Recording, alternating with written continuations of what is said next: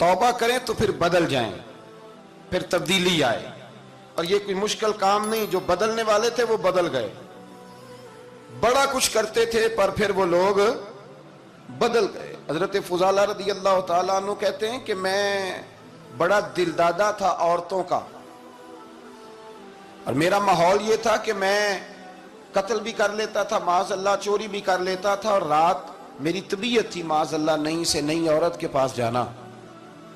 कहते हैं अबू जहल ने ऐलान किया कि जो नबी पाक अलैहिस्सलाम का सर अक़दस माज़अल्लाह काट के लाएगा, नकले कुफ्र कुफ्र न बाशर, 100 सुर्ख ऊंट इनाम मिलेगा। तो मैंने इरादा कर लिया कि मैं बहुत सारा इनाम हासिल करूंगा।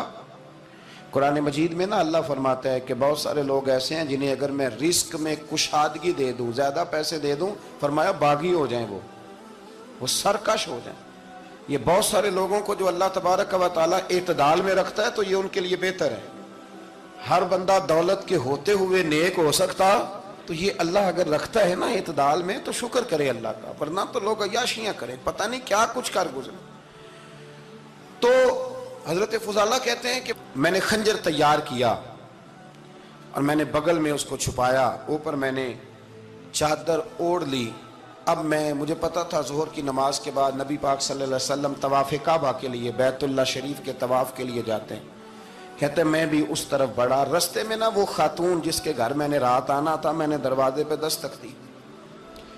मैंने कहा कि तैयार रहना, तैयार रहना, आज मैं बड़े पैसे लेके आऊंगा। उसे मैंने ये कहा और फिर मैं चला गया बैतुल्लाह शरीफ का तवाफ करने। कहते हैं अल्लाह के महबूब भी तवाफ कर रहे थे तो मैंने भी तवाफ शुरू कर दिया। इरादा ये था कि जहां नबी पाक अलैहिस्सलाम मेरे करीब से गुजरेंगे तो मौका पाकर मैं हुजूर के जिस्म अक़दस पर खंजर खोप दूंगा और माज़अल्लाह शहीद कर दूंगा।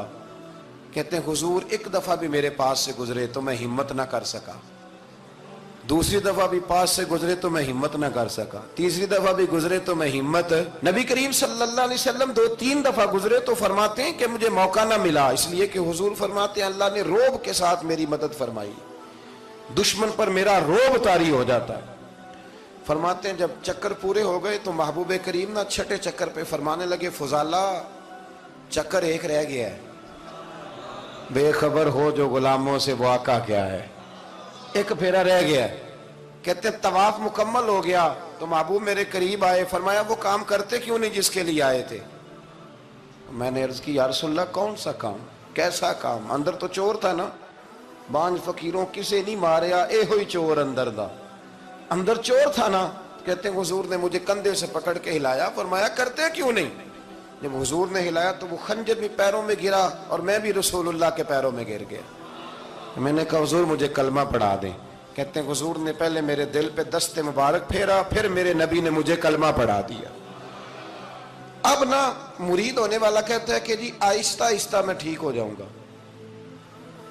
अब वो आहिस्ता आहिस्ता का क्या तर्जुमा है ये बिल्कुल समझ नहीं आती। भाई किसी बंदे से 5 लाख रुपया लेना है तो उससे वो कहता है जी मैं आहिस्ता आहिस्ता दूंगा, 500 रुपया दे दिया करूंगा रोज का, तो कहते हैं मेरी रकम खराब होती है, पूरे दो। और नेकी की बात जब आती है तो कहते हैं हजरत साहब दीन इतना सख्त नहीं है, मैं आहिस्ता आहिस्ता ठीक हो जाऊंगा। अब मैं मगरिब इशा पढ़नी शुरू कर दी है मैंने, अब मैं तस्बीह ले ली है, कल मैंने भी आहिस्ता आहिस्ता मैं ठीक हो जाऊंगा। यानी रकम लेनी हो तो वो आहिस्ता आहिस्ता कबूल नहीं है। लेकिन और मकान की रजिस्ट्री अगर करानी हो तो मालिक मकान कहेगा आहिस्ता आहिस्ता करा लो, कहते हैं पैसे पूरे दिए, सवेरे चल और बयान दे। ये क्या बात हुई? यहां ये जो हमारा माहौल था ना, कर लेंगे हो जाएगा, यकीन करें लोग कब्रों में चले गए हैं पर मस्जिदों में नहीं आए। हर काम से लोग रिटायर हुए पर गुनाहों से रिटायर नहीं हुए, आखिर तक तबाही उतर गई, लेकिन लोग बदलने को तैयार ना हुए। हजरत फुजाला कहते हैं अभी मैंने कलमा पढ़ा, अभी मैं वापस आया, रास्ते में वो बीबी खड़ी थी। कहते मैं वो शख्स था कि औरतें मरती थी मेरे ऊपर और किसी की जुर्रत थी कि वो आए बाएं शाएं करे, लेकिन फरमाते हैं मैं बीबी के पास से गुजर गया। पहले तो उसका ख्याल था रुकेगा, लेकिन जब मैं रुका ना तो दरवाजे पे आई, और जब मैं गुजर गया तो उसने आवाज दी, लेकिन मैंने सुनी अनसुनी कर दी। जब आगे बढ़ा तो मेरे पीछे दौड़ी। فرماتے مجھے پکڑ کے کہنے لگی فضالہ تجھے کیا ہوا، تو وہی نہیں جو یہاں سے گیا تھا؟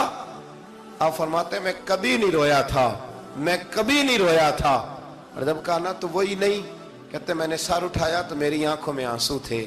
میں نے کہا میں جو گیا تھا وہ نہیں ہوں، اب تو میں محمد عربی کا غلام بن گیا، اب میں وہ نہیں ہوں، اب نہیں ہو سکتا کہ کوئی میری نظر میلی ہو جائے، یہ کیسے ممکن؟ اب نا اسلام کی تعریف ہم نے یہ کی ہے کہ خبردار کوئی ہمارے قریب نہ آئے، ہم کسی کو بات نہیں کرنے دیتے کہ ہم مسلمان ہیں، ہم بات نہیں کرنے دیتے۔ پتہ کیا بات ہے، ایک میری یہ تقریر ہوتی ہے ممبر پہ، اور ایک میرا عمل ہوتا ہے جب میں سفر کرتا ہوں، جب میں گاڑی میں بیٹھتا ہوں، جب میں دوستوں سے ملتا ہوں۔ جب ان دونوں باتوں میں تضاد آتا ہے نا، تضاد، تو لوگ تقریر کو جذبات نہیں کہتے، ایک فن بن جاتی ہے تقریر۔ آپ کو پتہ ہے نا، وائزین نعت خاں کہتے ہیں میں نے محفل لوٹ لی، پھر لوگ شمار کرتے ہیں کتنے لوگوں نے سبحان اللہ کہی، پھر لوگ شمار کرتے ہیں کہ آج 5 بندے روئے بھی تھے جب میں تقریر کر رہا تھا۔ تو پھر یہ فن ہے، یہ جذبات کا اظہار۔ سمجھ لیں بات کو کہ عمل جب آپ نہیں نہ کرتے عمل، تو آپ خود بڑے بے چین رہتے ہیں کہ یار یہ میں کیا کر رہا ہوں، یہ کون سا گورکھ دھندا ہے کہ میرا عمل صفر ہوتا جا رہا ہے۔ ہمارے ایک استاد تھے تو وہ فرمایا کرتے تھے کہ اگر پڑھے لکھے آدمی کو تم بے عمل دیکھو تو اس سے دور ہٹ جایا کرو، ورنہ تمہیں بھی بے عمل کر دے گا۔ میں نے ان سے عرض کی، میں نے کہا حضور یہ کیا ہے؟ تو فرمانے لگے اپنے حضرت صاحب سے پوچھنا، وضاحت کریں گے۔ میں نے حضرت صاحب سے کہا جی عجیب بات کر دی ہے، علم والے بندے کے پاس بیٹھ کے تو علم آتا ہے۔ تو وہ فرما رہے تھے کہ علم والے بندے کے پاس اگر وہ بے عمل ہو تو بالکل نہ بیٹھنا۔ تو حضرت صاحب فرمانے لگے انہوں نے صحیح کہا ہے۔ اب بات بہت بڑی ہے، پتہ نہیں آپ کی سمجھ میں آتی ہے نہیں آتی، بہرحال کر دیتا ہوں۔ پڑھا لکھا بندہ اگر بے عمل ہو تو اس کے پاس، تو میں نے کہا حضور کیوں؟ فرمانے لگے اس لیے کہ وہ اپنی بے عملی پر بھی دلائل دے گا، وہ بے عملی پر بھی دلیلیں قائم کرے گا کہ یہ وجہ ہے تو اس لیے میں ایسے کر رہا ہوں۔ تو چونکہ وہ بے عمل ہے اور ہے پڑھا لکھا، نبی کریم صلی اللہ علیہ وسلم کے غلام نہ پل بھر میں بدل جاتے تھے۔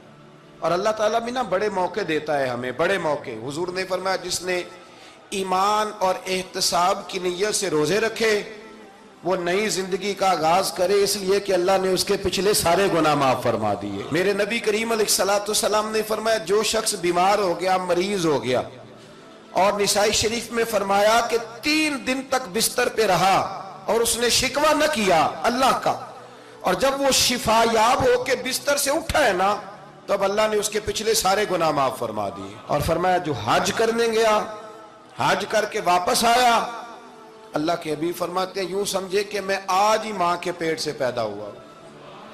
بڑے موقع اللہ نے دیے، بڑے موقع، بڑے سارے موقع عطا فرمائے کہ میں تیرے پچھلے گناہ معاف کر دوں گا، تو بھی تو نئی زندگی کا آغاز کرنا، تو بھی تو شروع کرنا نئے سرے سے، تو بھی تو بدل کے آنا، تو بھی تو اپنے اندر تبدیلی پیدا کرنا۔